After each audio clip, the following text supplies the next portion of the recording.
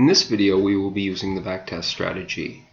Find the Research tab on the home page, which is located under the Patchwork logo. Click on it. Backtest is the second menu option below Query on the main Research page. Let's click on Backtest.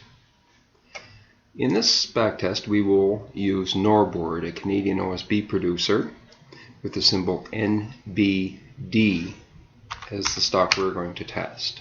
So let's type NBD into the company text box, and Norboard comes up. We'll click on Norboard, and we see the chart appears as well, showing us some preliminary information. In this case, it's payout ratio and the stock price.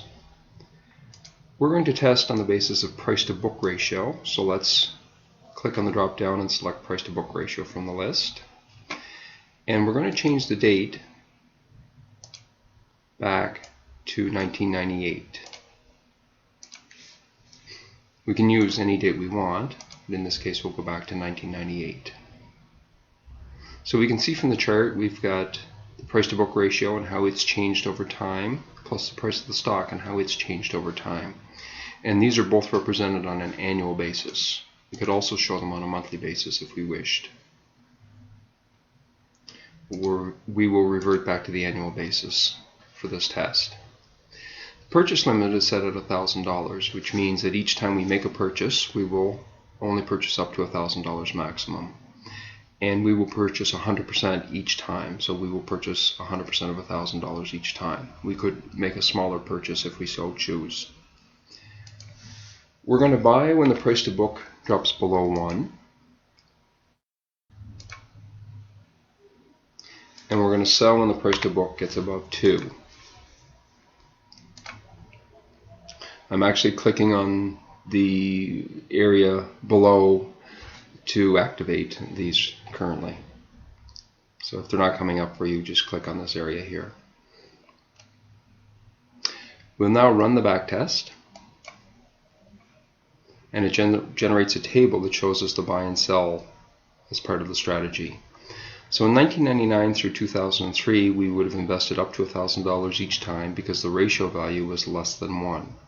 You can see we purchased, for example, in 1999, 16 shares at a price of $62 a piece for a total investment of $992.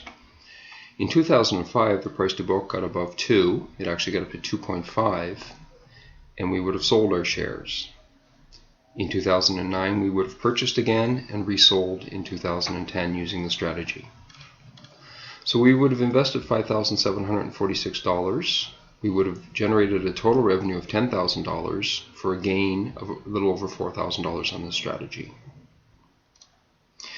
The other tabs that are available reflect if we had have used a percentage less than 100% in our investment strategy. And the Results 3 tab is actually showing us combinations of price to book ratios over a range, a min to max, and how much we would have generated with the different combinations that exist. So it's really for information purposes, but to try and help you zone in perhaps on a more defined strategy if you want to look at it one.